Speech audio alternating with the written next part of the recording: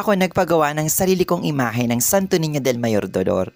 Kwentuhan ko kayo. Last year nga guys, 2024, nakita ko ulit itong imahe na ito ng Santo Niño del Mayor Dolor sa Santo Niño de Malolos exhibit. And nung nakita ko ulit siya, ayun na. Oo, sabi ko, eto na. Buo na yung loob ko. Yes, magpapagawa na rin ako ng sarili kong imahen niya. Sabi ko sa sarili ko, pag nagkaroon ako ng budget, yes, magpapagawa ulit ako ng isa pang ninyo na katulad nito. I mean, katulad ng title nito na Santo Niño del Mayor Dolor. Actually, guys, matagal ko na siyang nakikita.